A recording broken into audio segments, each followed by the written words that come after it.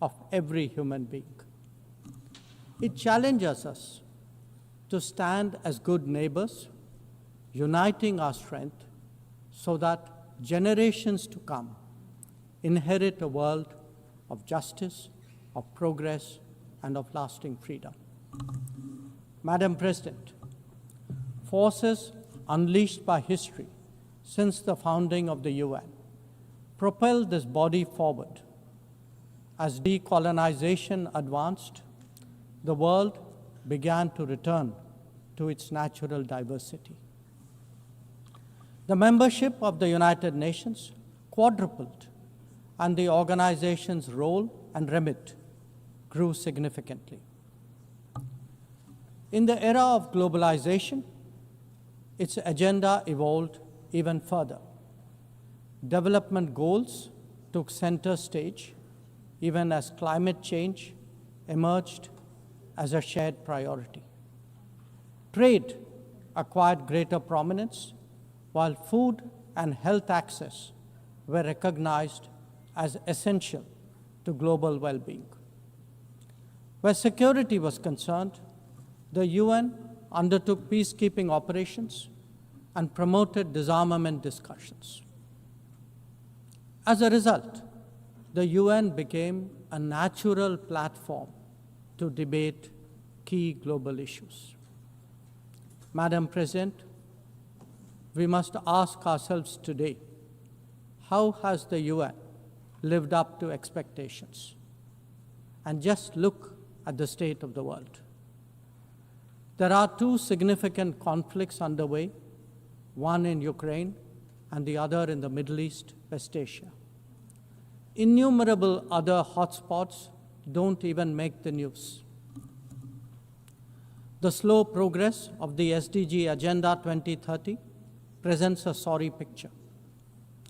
On climate change, the reality is of recirculated commitments and creative accounting.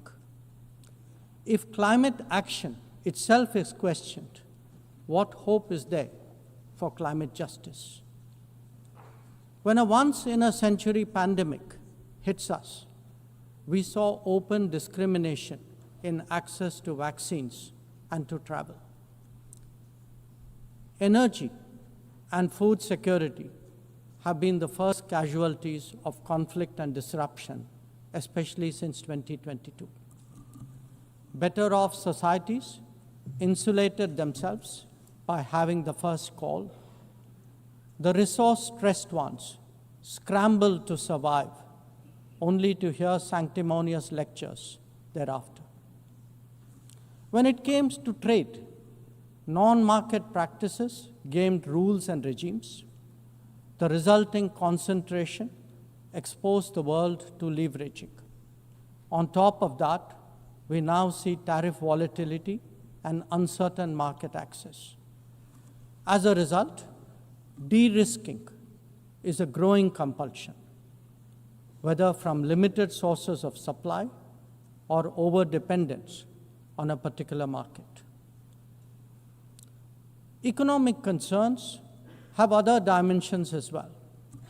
Heightened technology control is one. The grip on supply chains and critical minerals is another. The shaping of connectivity is no less sensitive. Protection of key sea lanes has become a challenge. Restricting the evolution of a global workplace is an issue. Each makes a compelling case for more international cooperation, not less. But are we really headed in that direction? And where has the UN actually made a difference?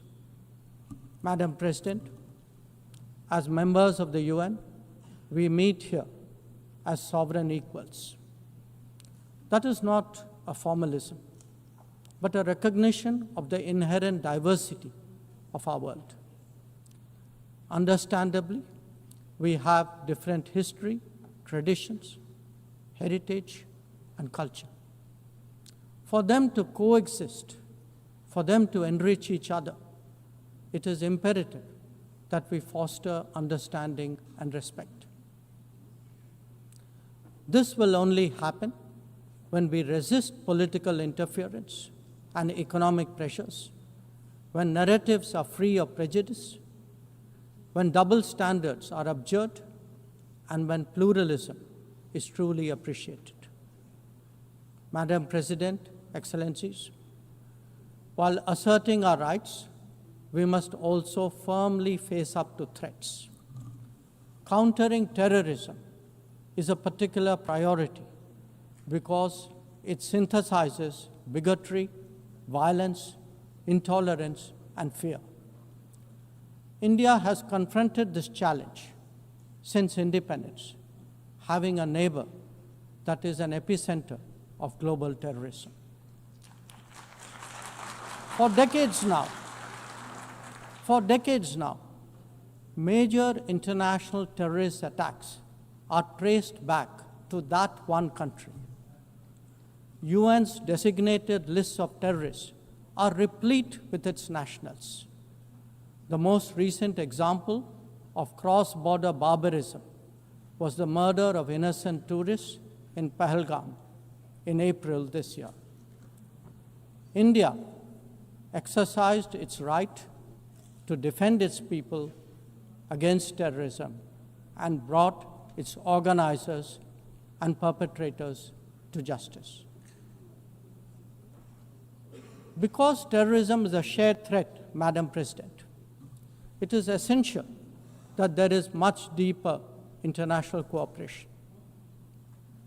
When nations openly declare terrorism a state policy, when terror hubs operate on an industrial scale, when terrorists are publicly glorified, then such actions must be unequivocally condemned. The financing of terrorism must be choked, even as prominent terrorists are sanctioned. Relentless pressure must be applied on the entire terrorism ecosystem. Those who condone nations that sponsor terror will find that it comes back to bite them. Madam President, an objective report card will show that the UN is in a state of crisis. When peace is under threat from conflicts, when development is derailed by lack of resources, when human rights are violated by terrorism, the UN remains gridlocked. As its ability to forge common ground diminishes, belief in multilateralism also recedes. Central to the erosion of the UN's credibility has been resistance to reform. Most members strongly desire change, but the process is being made an obstacle to the outcome. It is imperative that we see through this cynicism and purposefully address the reform agenda. The historical injustice done to Africa should be redressed. Both permanent and non-permanent membership of the Council must be expanded. A reformed Council must be truly representative, and India stands ready to assume greater responsibilities. Madam President, today the predicament of the Global South is especially acute. Bharat, under the leadership of Prime Minister Narendra Modi, believes that it has both a duty to contribute and an obligation to motivate. That is why we have undertaken more than 600 major development projects in 78 countries, as well as innumerable community-based initiatives. They range from large infrastructure to small livelihoods, from capacity building to people's welfare, from concrete assets to education and training.